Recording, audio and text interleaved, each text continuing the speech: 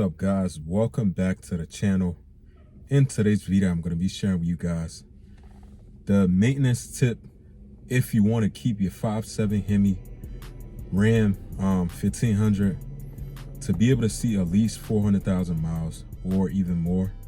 And these are my tips that I personally myself do also with my Ram to help it staying on the road forever. If you want to learn how to really if you want to get some tips on how you can really go about doing that, as we all know, maintenance is a big factor when you have any kind of car, truck, this and that. If you want it to be able to last years and years with you, and you don't want to have to go down that road where it's going to get to the point where it's going to cost you a lot of money. So you want to be definitely doing your regular maintenance. So in today's video, I'm going to be sharing with you guys that. So make sure you watch till the end, because I'm going to share with you guys a lot of helpful tips that I personally didn't know before, or something that I myself now I'm also doing with my truck to be able to let it last for quite some time. Even though right now my truck right now is I consider it it's a high mileage truck. I'll say right now I have about 140 on the dash. I do drive a lot with it as my daily driver. It's a 2014 Dodge Ram 1500 5.7 Hemi. If it's your first time here on the channel, and also right now I think my exact number is like 136, somewhere around there, probably 140. Yeah, I'm on 140. So, which is not bad. No check engine light is on. Everything runs and drive as it should. So when it comes to you trying to keep your Hemi Ram to last or even see 400,000 miles, these are the things that, the first thing obviously is common sense. You want to be able to, any kind of vehicle you buy or any kind of truck you buy, at the end of the day, what I normally do with me, for the past years I've been owning whatever car I own, what I normally do myself is you want to make sure you always listen to your car and know exactly like when something is off. Like when you listen to your car, hear it run, you start your car, you hear it run.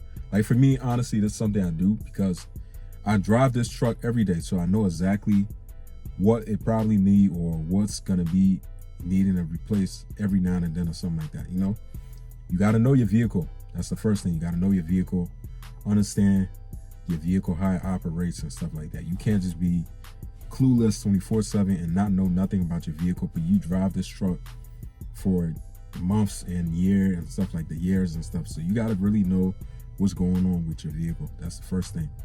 My second thing that I normally do is, this is something, I do make content, like I said, and my intention obviously is I don't haul or do anything crazy with this truck.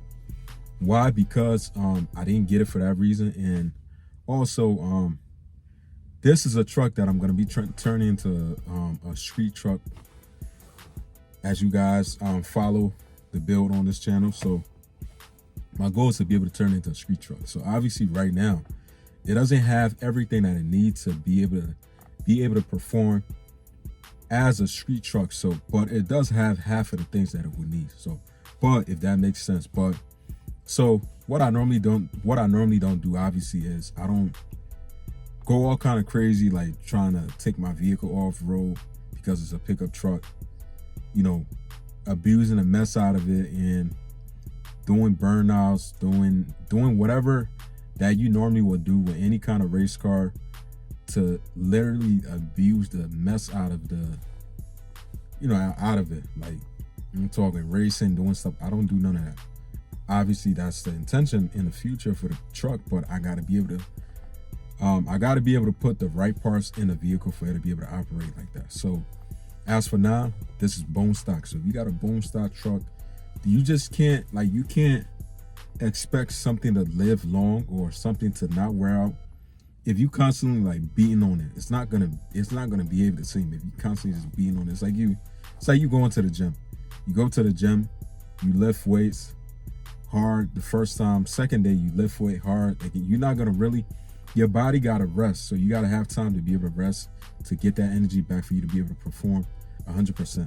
So you gotta look at it like this. Your vehicle, you gotta treat it like your car, your kid, or whatever. That's how I treat my car. I pamper the mess out of this truck because it is something that's very valuable to me. That's for anything I own at the end of the day. I personally take care of it as I'm taking care of myself, pretty much. I have to get it, do regular oil change, all that stuff. So now, like I said, when you know your vehicle and you know what to expect, that's a huge plus right there. Every now and then, when I start up my truck, I always listen for certain sounds. Like I know exactly how it sounds when it's running good, and then I know exactly what to look for if it have some kind of issue, how it behave and stuff like that. Like pretty much, I pretty much know stuff like that. So my next thing is, this is something that I'm big, and this is something that's obviously is a big thing with any kind of car. Is it comes down to your oil change. I don't know if you guys have. I know for a fact some of these Hemis, they have like the ticking sound. As for this truck, it doesn't. It is a high mileage. I guess 140 is a high mileage. And what I don't recommend you do this, but it's something that it does recommend that you do it. But it's at the end of the day, it's your choice, and whatever you're comfortable with doing your car or truck. This is what I normally do. When I get an oil change, I normally do the Mobile One filter, or I do the Mopar filter.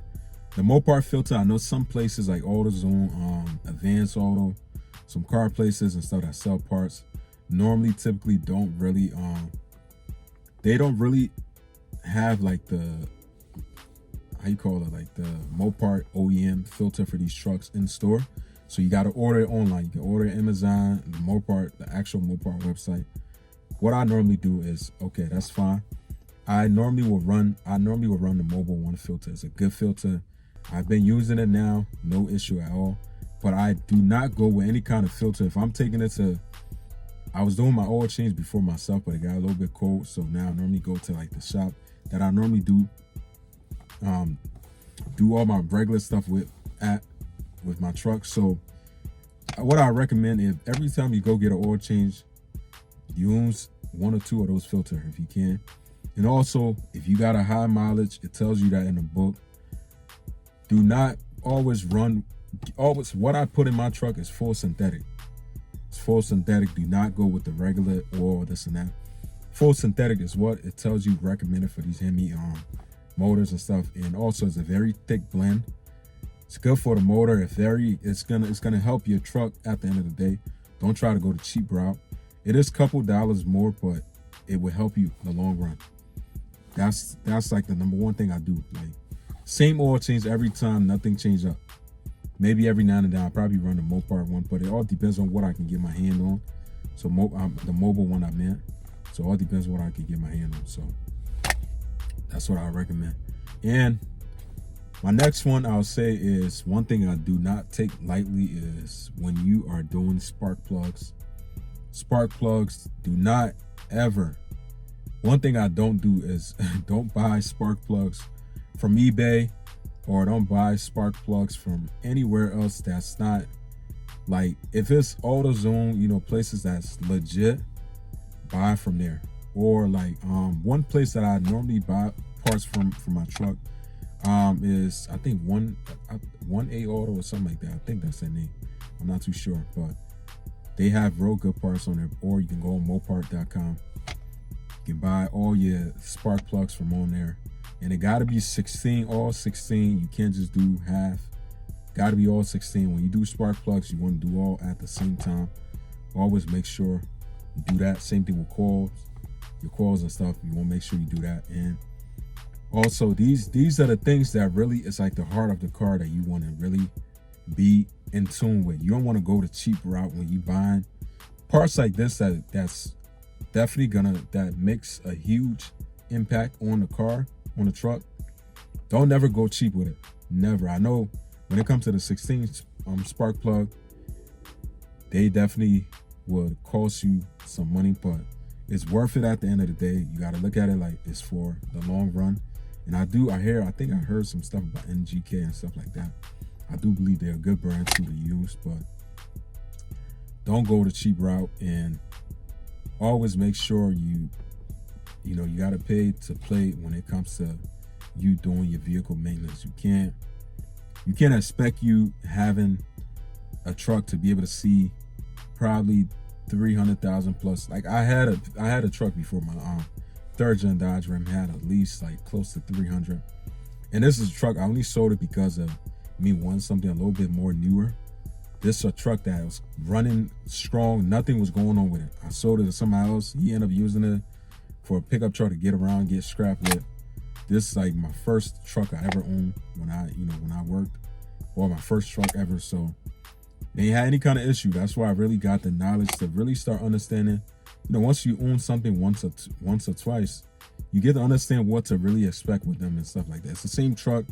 This is the same truck now, just that it's a few years newer. A few years newer, but it all comes down to you. It all comes down to the owner of the vehicle at the end of the day, because if you every vehicle has an ownership book.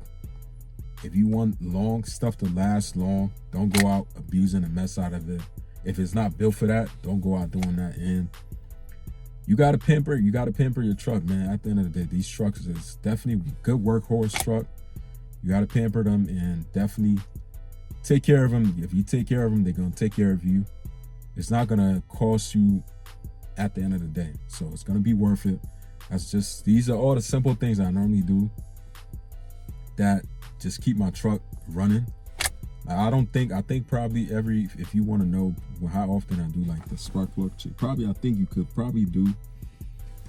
do like every 3,000, 5,000 miles or something like that, somewhere around there. Or you can even check your spark plugs though. If you got a little bit of knowledge and stuff with cars, you could check them yourself. It's very easy for anybody to do spark plugs. You just gotta, even on YouTube, it shows you how to do it.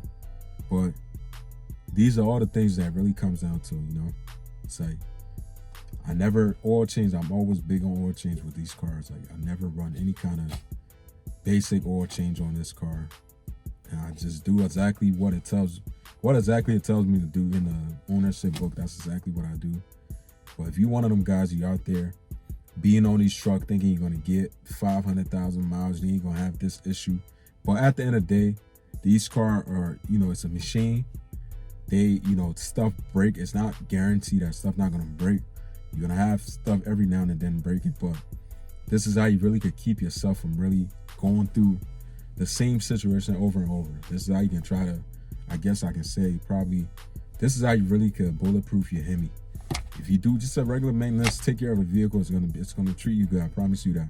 But enough of that. I hope this information get to you and help you out in some way. And I hope you guys are having a great Friday. And definitely feel free to subscribe to the channel. Help me out, man. If you're a Mopar fan, subscribe to the channel. Follow the bill. It's a lot of change coming for this truck, so you definitely want to stick around. And I appreciate it. I'll see you guys in the next one. Peace out.